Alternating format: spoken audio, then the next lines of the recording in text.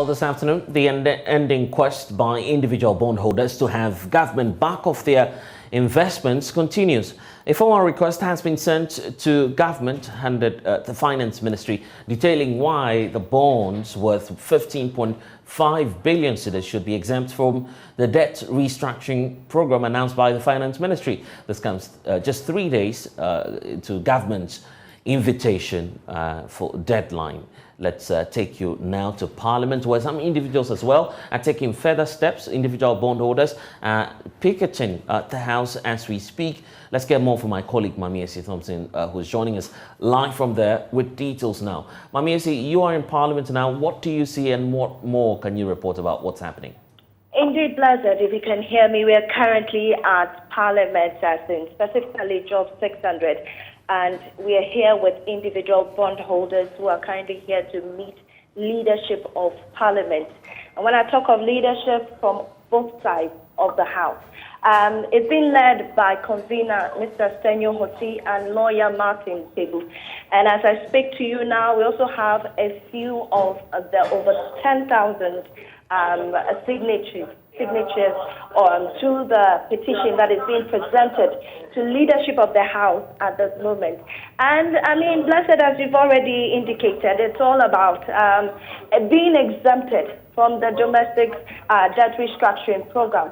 They just want government to take them out of it because it is going to affect or disrupt the livelihoods of over 1.3 million Ghanaians who have invested their livelihood into bonds here in the country. And I've been speaking to Senyo Jose and other members of the group who say that not only are they the only ones affected within the country, but also their friends outside the country who have invested locally also are distraught about the current situation and are hoping that the leadership of Parliament will be able to help them get some respite from government and exempt them from the bill. So as I speak to you, the members' leadership are currently gathering to speak on the matter. And so for now, that is what is happening here in Parliament.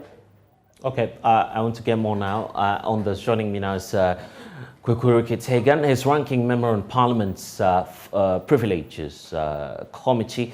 Also, we have Dr. Edu Entry, convener of the Pension Bondholders Forum. I want to start off with you, Dr. Edu Entry, if you're with us. I mean, here we are, of course, seeking some solution to this matter. Some groups of people have gone ahead of you, gone to Parliament, asking Parliament to try and intervene. You are equally asking the Finance Ministry to do something. So let's start off from where we left off the other time. What response have you got from the Finance Ministry and by extension government on this matter?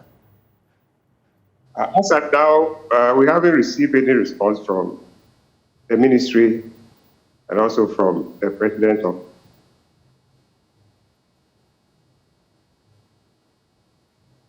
Dr. Edu, we're losing you. If you just... okay, I'm saying as of now, we haven't received any response from the ministry nor from the President's office.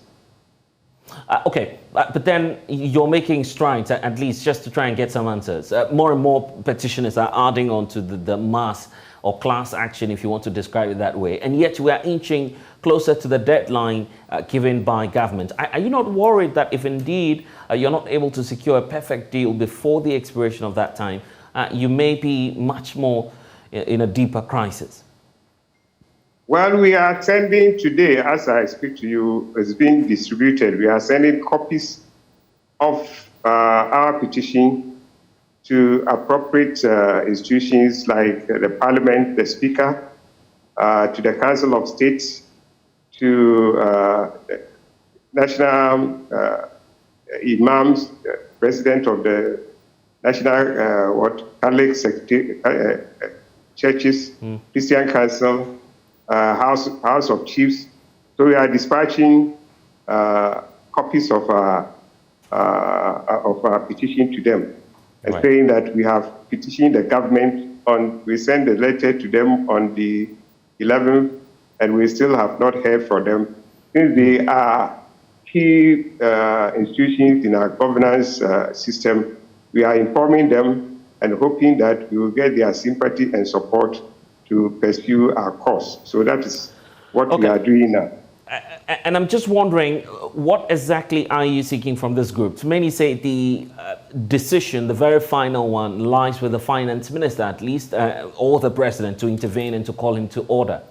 Because the arrangements have been prepared, the debt exchange program, and in fact, the text of the new contract and the terms under which you'll be doing the exchange has been written plainly by the finance ministry. It's been prepared already. So what difference would it make if you're speaking to the Speaker of Parliament? Yes, that is why our petition was sent to the executive arms of the government. We sent it to the minister and copied the president. But because we have not received any response from the minister and also from the president's office, that is why we deem it necessary to inform the appropriate institutions that works together on the governance to make it have a sound governance of this country. We just have to say we must inform them what is happening and appeal to them to also come in and say a word and to encourage or to advise the government, the executive wing, the president and the minister to consider our petition. So they are not the ones that are working on it, and we recognize that. That's why initially they were not copied. But this one to inform them, this is what we have done, and we needed them to support that petition we have made. At this point, Doc, just hold on for me. I also want to bring in George Rikitagan, former Deputy Finance Minister. He's a Member of Parliament as well, so possibly he may have some answers for us as to what his side of the House will be doing in the coming days on that. Thank you, George Rikitagan, for your time here on The Pulse. So you're hearing from some of the individual bondholders a clear petition now to Parliament asking the Speaker to intervene. But I'm just wondering what other options are available now, knowing clearly that you approved the financial policy for the 2023 financial year.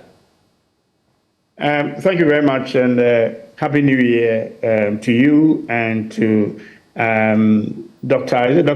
Edu. Yes, precisely. Yeah, yes, I know him quite well. And Happy New Year to your viewers. I think this is the first time I've come on your program this year. Same to you, Honorable. It's been a long time. It's really unfortunate that we have gotten to this point. What is happening? It's just unbelievable that we would have. You and I have had this conversation on this whole debt exchange and later last year. And it shouldn't have come to this if there had been a proper engagement with these bondholders, be it pension fund or banks or individual bondholders.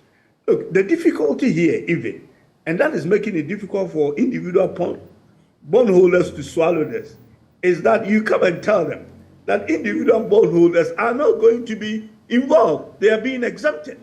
And then you make a U-turn and then say that they are now. Who is going to take that? I mean, it's been a fiasco. And my fear is that if we don't get this resolved, even the IMF program will become a challenge.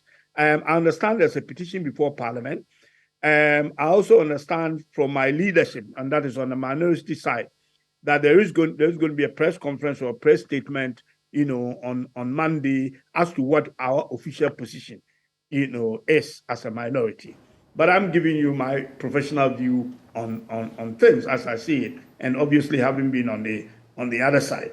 I'm talking about the ministry. I mean, you've been here before. You've been in this situation before. At the time when, of course, the John Mahama administration, the Evans Tamil's administration, I should say, post that we moved into John Mahama administration, and then, of course, we headed for the IMF austerity program. At the time we were considering that, the consequences or the requirements were not that dire, including the need for a debt restructuring program. So that's where many draw the lines to say, for now, government appears to be helpless. There's no other option.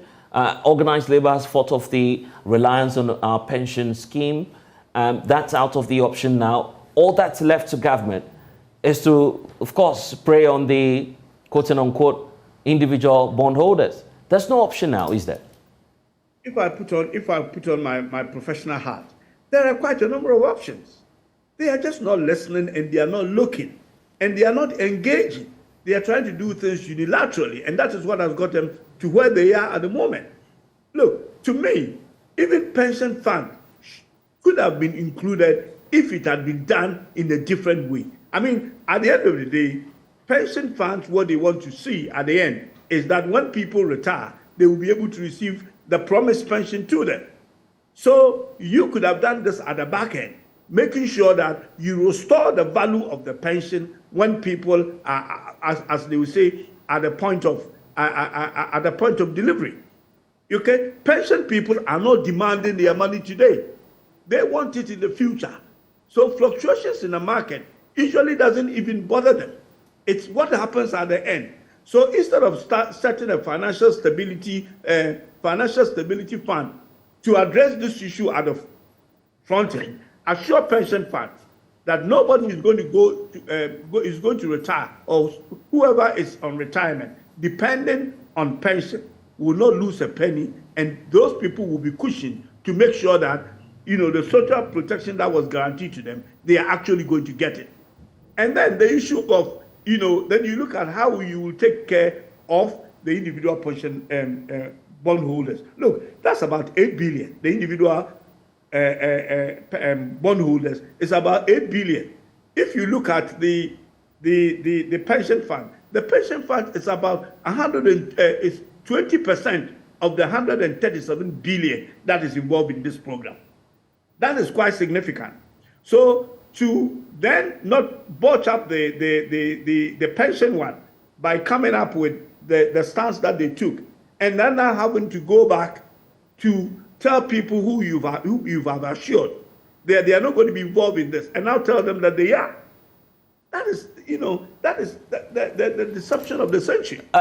I'm just wondering what type of assurance you would give to the likes of Dr. Edu. They are leading that charge of the class action.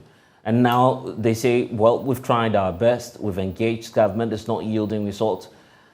Parliament is the next step. What kind of assurance are you giving them, as the minority at least, in the House?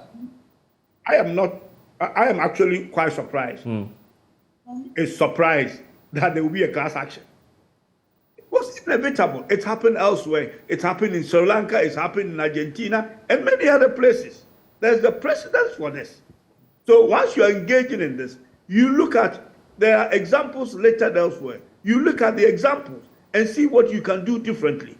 People have made mistakes. So what would you do differently to correct that mistakes and be able to do that? And don't forget that the whole IMF program hinges on debt sustainability, which means that our debt needs to be restructured. We have shelved the external debt restructuring and looking at the domestic. And we have basically, the domestic one is becoming a disaster day by day.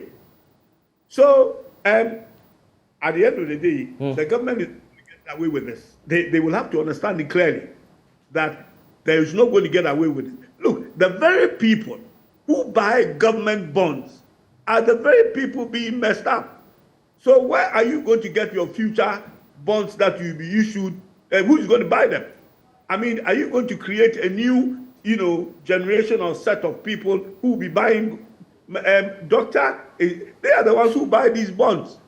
So if you are treating them this way, do you think that whatever money they have somewhere, they will use it to come and buy government treasuries and government bonds? No, it's not going to happen. So in the end, it's the government that will suffer, because they will not be able to get the weekly treasury issues that they get, and then future bond will become very difficult for anybody to participate in it. So they will have to think twice. This, when you have litigation issues on this debt exchange program, then it's going to be difficult for the IMF to give you a program. Because unless the IMF decide that they are going to circumvent that issue and give you, because you are struggling so much, so they will give you a fund program anyway. This, in the end, may mean that we might not even get to a fund program this year. Okay. That's a grim picture. The president disagrees with you. He believes we are getting a deal by March this year. That's the belief of the president, by the way. That's anything this government says. This government suffers serious credibility issue. This is the government that tells you we are not going to IMF and we are there. This is the government that tells you we are not getting a haircut and we are getting it. This is the government that told you that individual pension funds will not be included, and they're now being included. This is the government that told you that pension funds are going to be part of it. Now, after being robbed a bit, now they say they are not. Because they have not planned properly.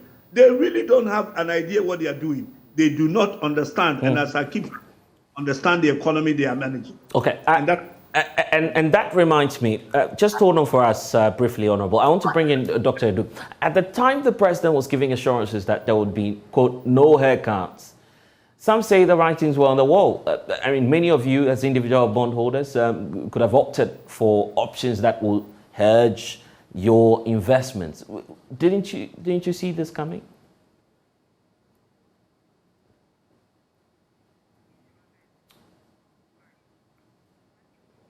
Dr. Edu, you would have to unmute for me. I was just asking if you didn't see this coming. Kindly unmute so I can hear you, sir. Hello? Yes, I'm with you now. Yes. I'm saying, as for the restructuring, once our debt situation level was going up and becoming unsustainable, restructuring was bound to happen. Yes, so you saw this coming. So in spite of the president's assurances that there was, quote, no haircuts coming, you could have taken steps to avert what's happening to your investment now. The haircut comes when the restructuring is being done. But the signs of the restructuring came first. What they promised was that there will be no haircut. And I want to say that there has been no haircut. The use of haircut that people are making is wrong. Haircut is only when your principal, your face value, your nominal value, the amount you invested has been reduced, cut. Not when your interest is reduced. Not when your maturity period is extended. If you have bought government bonds of 2 million, and government says, I will pay you 1.8, that is where we say there is a haircut. People should understand the term. It's a financial term. It's not ordinary term that they have baba you. No. You still trust this government? Is where your face value is, government says, I will not pay you all the face value, the nominal value, or the maturity value. Yeah, precisely. So the president then is fulfilling his words.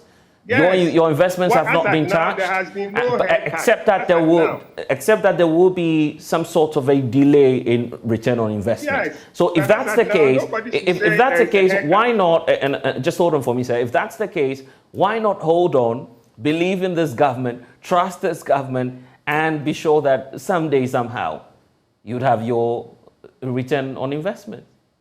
I think what we are saying, we are not saying we won't get our principal back. We will get our principal back. That means there is no haircut. And truly, there has been no haircut. I want somebody to challenge me on that. There has been no haircut. Once you are going to receive your principal in full, your face value, your maturity value, your nominal value, nobody is touching it. There is no haircut. What we are saying is that we are not saying we won't get our money. We are saying we don't want our money to be turned into the new bonds, which will not give us the required income that we need to sustain our lives. So it should be kept as we have now, so that we can continue to receive the coupons as we are receiving and get enough or some money to take care of our old age and our dying moments or periods of the end of our lives. Take it or leave it. That's the option on the table of government. Do you feel deceived, or do you feel government is treating you in bad faith? No, I still have the hope that government will listen to us. I also say that every home there are old age.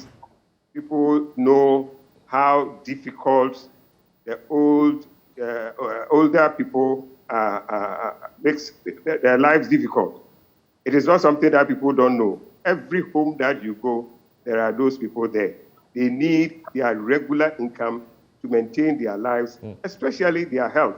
So anybody whom you have put this across, I believe will listen and resolve this matter so that the retirees who are having their bonds will be exempted from the exchange so that they will continue to get their regular income to pay their medical bills, to buy the high blood pressure goods, items, the diabetes, the dialysis, all the things that they are going through, they'll be able to go through and live a little longer than not having money to buy all these things and be pushed into their debts against what maybe God has ordained them to have been. And as we speak, there's no promise or assurance that the deadline will be extended. Will you call on government to extend that, giving the plethora of appeals and demands that are on the table of the finance minister? Would you want the extension to happen? If I heard you, I still believe is that even if the deadline is ended, the government is not, what government is doing is just an invitation to treat. Right. It is the individuals that are offering their bonds for government to change it into the new bonds. Government has a right to reject whatever offer you make to him. So if even it is the offer period is ended, government can still reject any pensioner who has tendered in his bonds. Once government decides that it is going to exempt the pensioners from the program, all pensioners who have tendered in their bonds, government would have to reject it. And if the government does that, then it means no pensioners' bond will be exchanged for the new bonds. I know you're still hopeful. We pray for the very best in these trying times. I am hopeful because we still have time between now and the closure of the invitation. We still have now, after the invitation has been closed, government going to accept. We can still talk to government and they will not accept any offer that has been made by a pensioner and therefore declare that pensioners are not going to be part of the exchange program. I'm grateful, Dr. Edu, that you're joining us. We'll meet again, we'll interact again on this matter. For you, Ricky Tegan, where do we go from here? What's your expectation from government? I want to disagree with Dr. Edu Jemfi on the issue of a haircut. Look, the complexities of finance today makes it very difficult to look at the haircut issue in the normal textbook format. If you have a nominal figure, and then I did work with you, a few years before you left the public service, and of course, following your footsteps, I have the same background as you do. But Doc, what has changed is that the complexities of finance today makes the old notion of haircut on principle that the president or that the government is assuring us has not been cut. We can't change that. Well, we can change that. Yeah, you don't want to reinvent the wheels, do you? You can't change that. If they decide not to pay you even interest again, it is not haircut. Look, if you say if you are going to get your principal, say in a year's time, and now that principal extended. Look, you have to look at time value of money these days. I know that, but that doesn't mean your hair has been cut. Your hair, I mean, in this case, what has been proposed by government is not even a haircut. It's actually the head itself being cut. Oh, really? The way forward here is that the government will have to reverse their decision because of the way they have approached the whole thing and reset and go back to the drawing board and do this again. I can assure you, if government wants to take the standard it has taken, this debt operation or debt exchange program will not happen. And if it doesn't, it is very unlikely that the IMF will get us a program unless they want to run a charity with us. And just on a lighter note, I see that you still have some hair on. Well, I don't know if that's an indication of how you're living in this trying times, is there? Unfortunately, I haven't got any bonds. Right. So you're safe then. But we hope that government will come through and do something. But Happy New Year again. It's good to see you. I'm sure that we'll interact. We trust yeah. government in Sometime later. I'm grateful, Honorable George Ricketts Hagan, that you've been able to join us here on The Pulse. Let's turn out.